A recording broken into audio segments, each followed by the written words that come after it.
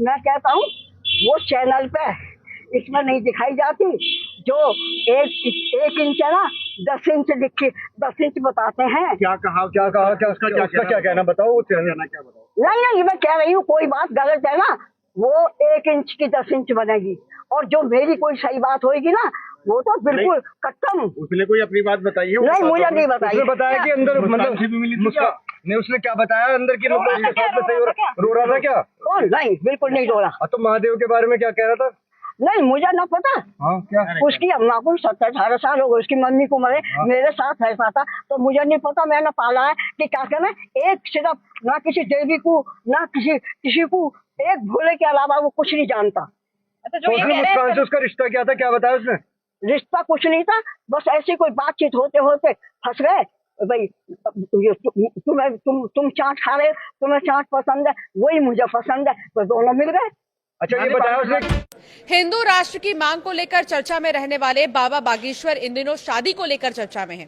कहीं आप ये तो नहीं सोच रहे कि बाबा की शादी तय हो गई है या बाबा ने लड़की पसंद कर ली है? तो ऐसा बिल्कुल भी नहीं है, बल्कि बाबा तो शादी से डर रहे हैं। जी हाँ, मेरठ में बागेश्वर धाम के पीठाधीश्वर पंडित धीरेन्द्र शास्त्री ने सौरभ हत्याकांड और उससे जुड़े नीले ड्रम के वायरल मामले पर चुटकी ली। आइए आपको बताते हैं कि बाबा बागेश्वर ने कहा क्या। बाबा बागेश्वर ने मजाकिया लहजे में कहा कि नीला ड्रम इस समय पूरे देश में चर्चा का विषय बना हुआ है। उन्होंने चुटकी लेते हुए कहा कि प्रभु की कृपा से उनकी शादी नहीं हुई, क्योंकि देश में कई पति सदमे में हैं। जी हाँ, इस मामले के बाद से ही कई पति सदमे में हैं और लोग डर रहे हैं। आगे उन्होंने क्या कहा, आइए आपको सुनाते हैं। अभी वर्तमान में भारत में नीला ड्रम बहुत फेमस है, बहुत वायरल है, बहुत से पति सदमे में है नीले ड्रम को लेकर।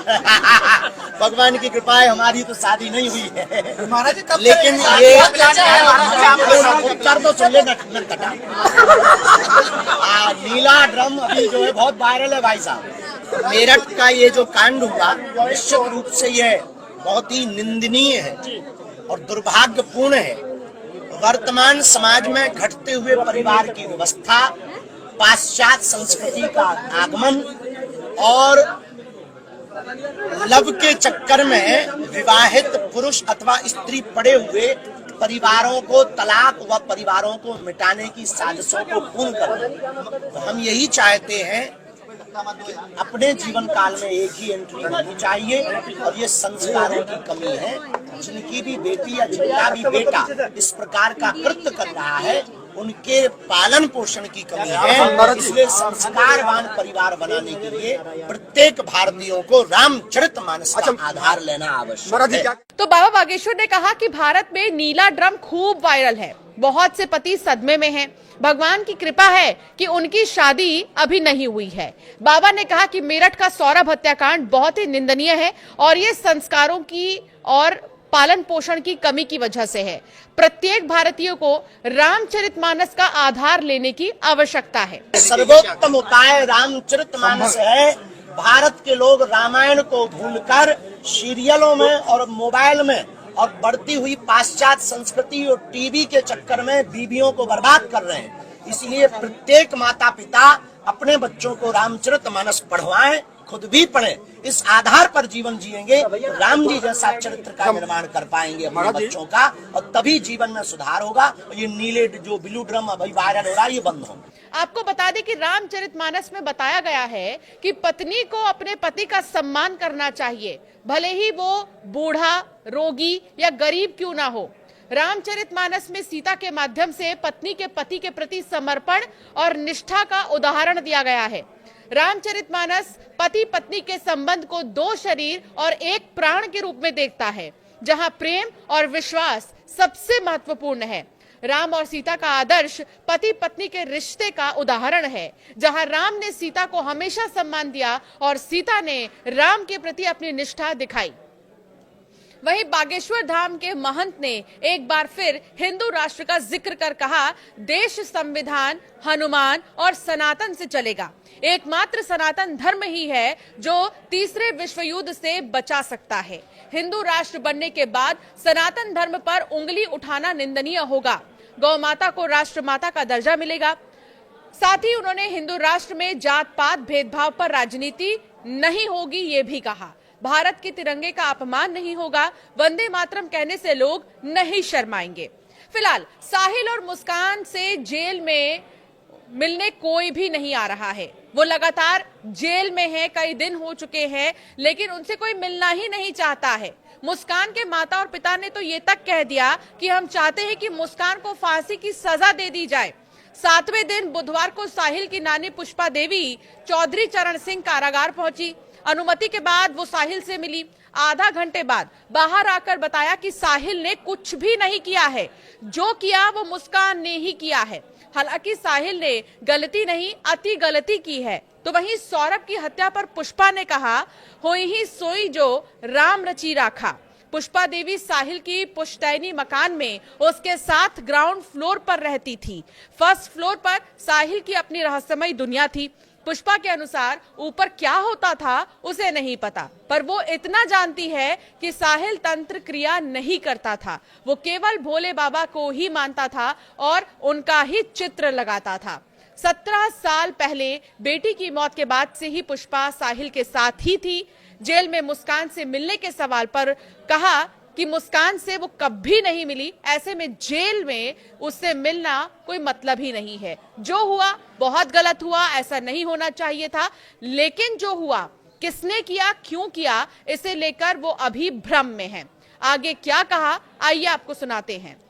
तंत्र मंत्र दुनिया में नहीं है, दुनिया में नहीं है। मेरे ऊपर करके दिखा दो, मैं मान जाऊंगी। सारी गलती साहिल की मानूंगी।